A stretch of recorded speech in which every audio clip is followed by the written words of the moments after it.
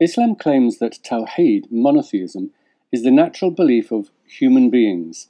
It is part of our Fitrah, the way God created us. But although monotheism has been the most common belief for the past 2,000 years, there's no evidence for it in the thousands of years prior to that. According to Islam and Christianity, humanity began with Adam and Eve. For argument's sake, I'll accept that, and will ignore the theory of evolution, as well as ignoring the existence of other species of humans, such as Homo erectus and Neanderthals. I will focus only on our own species, Homo sapiens, and accept that Adam and Eve were the first. The Quran doesn't indicate when Adam and Eve were sent to Earth, so I'll estimate it to the earliest remains of Homo sapiens so far discovered. These are the remains found in Jabal Irud in Morocco, and are 315,000 years old. They lay alongside tools and evidence of fire and cooking. But there is no evidence amongst these remains, nor subsequent remains for thousands of years, for any sort of complex belief system. Adam came down to the earth as a prophet of Islam, with the very precise and sophisticated monotheistic beliefs and practices of Islam. The same one true religion that preachers never tire of telling us was the religion of all the prophets from Adam to Moses to Jesus and finally Muhammad. Of course, I'm not implying these remains are Adam's children, but if the story of Adam and Eve were true, one would expect some evidence that the earliest humans had a sophisticated belief system. Instead, the earliest remains of Homo sapiens seem to suggest the descendants of Adams had regressed from that point. What's worse is that when evidence of religious beliefs do appear, they couldn't be any further from Tawhid. The earliest evidence of religious beliefs begins to appear around 70,000 years ago and indicate animist beliefs. Animism is an umbrella term for a range of beliefs that regarded everything, including the natural elements, plants, animals, objects, rocks, and rivers, as possessing a spirit. These items were either worshipped or consulted for help with daily life. The evidence of such beliefs comes in the form of totems, cave paintings, fertility fetishes, and fictional depictions such as half-human and half-animal objects, and paintings such as this Paleolithic cave painting of a half-human, half-bull. If that wasn't bad enough from an Islamic point of view, animism eventually gave way to polytheism, and the plethora of gods worshipped in the ancient civilizations of Mesopotamia, the Indus Valley, the Mayans, ancient Egypt, Greek gods, and the gods of Persia and Rome, and so on. Different gods and goddesses had their own sphere of influence, and each community or tribe had their own pantheon of gods and personal deities. These gods were limited rather than omnipotent, and there was no concept of a god of the whole of mankind that must be worshipped in order for the whole of mankind to gain eternal salvation. Some polytheistic pantheons did include supreme gods, but they generally had no interest in what humans or lesser gods did. Polytheists not only tolerated other gods, they would often happily incorporate them into their own pantheons. If Adam and Eve and their offspring really were the first humans on Earth, and monotheism really was the default position of human nature, then one must ask, why is there not only no evidence for it in the vast majority of human existence, but instead quite the opposite, a long and abundant history of animism and polytheism? A concept like monotheism, once introduced in society, would not simply vanish without a trace, particularly when it is supposed to be built into human nature. The image the Quran presents of the human race is that of man being created as the finished article, perfectly formed, perfectly planned, and taught all the names of things and practicing pure Islam. But the evidence contradicts this. It reveals a long and very gradual development from a very basic lifestyle and simplistic beliefs expressed in cave paintings, totems, to an ever more complex lifestyle and elaborate polytheistic beliefs, evidenced through altars, temples, monoliths, and a multitude of gods and religious practices.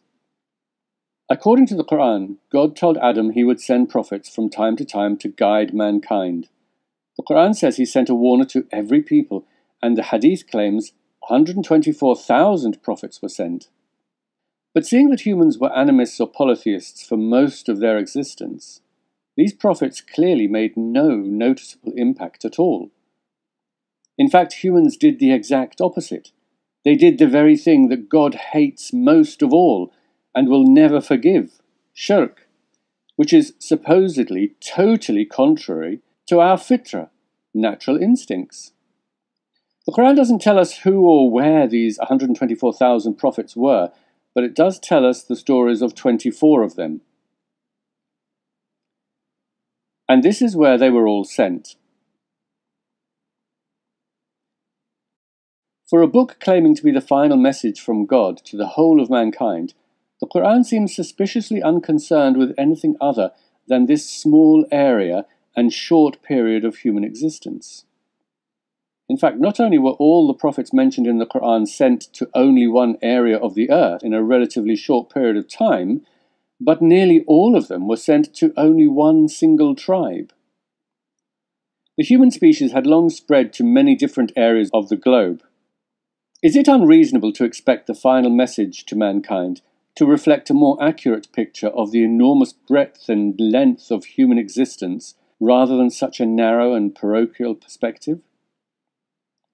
Monotheism finally appeared on the scene about 3,300 years ago, when the pharaoh Akhenaten insisted that the sun god, Aten, was the one true god.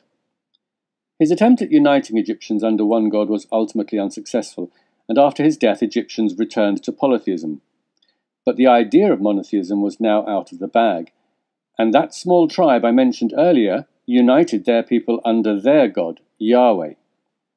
Like many other gods at the time, Yahweh was a local god, and Jews had absolutely no interest in converting non-Jews. Nor did they insist that their god must be worshipped by all mankind on pain of eternal torture. In fact, Judaism has no concept of hell, nor a clear idea of an afterlife.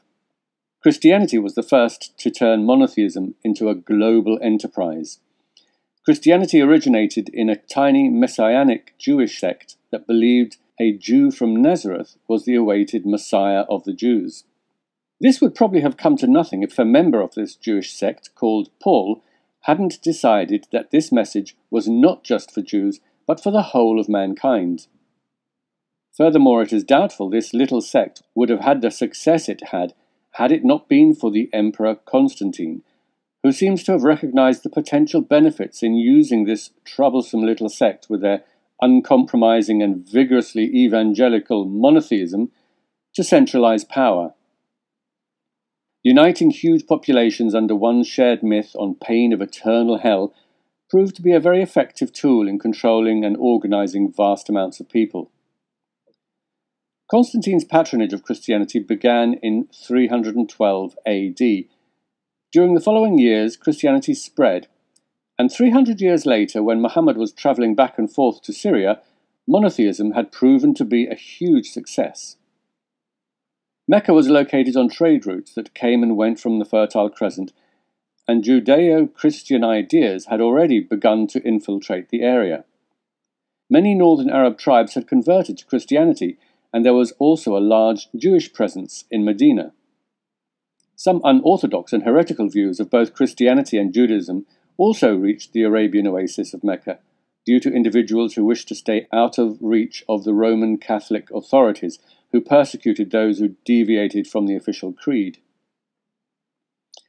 A merchant from Mecca travelling regularly to Syria and meeting other merchants from the Roman Empire would be well aware of current trends in the area, and it's easy to imagine Muhammad being inspired by monotheism, the zeitgeist of his era, and that he would be filled with zeal to save his people from polytheism, which was becoming increasingly out of fashion. So if we take an hour as a representation of all human existence, then monotheism only appeared in the last 20 seconds of that hour. In other words, monotheism was the exception rather than the rule for most of human existence. However, it can't be denied that monotheism was very successful and able to unite enormous and disparate people under one banner, bringing together previously hostile tribes, cultures, and languages with a shared identity that cut across all divisions. It helped to advance political and military goals as well as cultural and intellectual ones. Today, Christianity and Islam are the largest religions, and together they account for over half the human race. Of course, many other religions still exist, including lots of polytheistic ones, particularly in Southeast Asia and the Far East, where Hinduism and Buddhism are still going strong. But many other religions died out, or their beliefs and practices were amended slightly and absorbed into Christianity and Islam. It's no coincidence that the two most successful religions in the world today are the two that threaten eternal torture if they don't submit to their God of love and mercy. If we look at a world map of believers, it's obvious they cover the areas of the world where either Christianity or Islam took political control. Yes, some gains were made through peaceful missionary work, but despite protests to the contrary, a great deal came about through military conquest. Monotheism is so widespread now that it is easy to see why many assume it is the natural state of affairs. The ways, customs, beliefs and practices that we were brought up in and become so familiar with must be the way things are meant to be. For generations now, Christians born in South America or Africa, conquered in the name of Christ, or Muslims born in Pakistan or Iran, conquered in the name of Islam, will passionately defend the religions of their conquerors, the religion their ancestors had little choice over. But if you point out that most believers remain in the religion of their birth, every religious believer will reply, "Yes, but in my case it just so happens that it is the true religion." What a stroke of luck.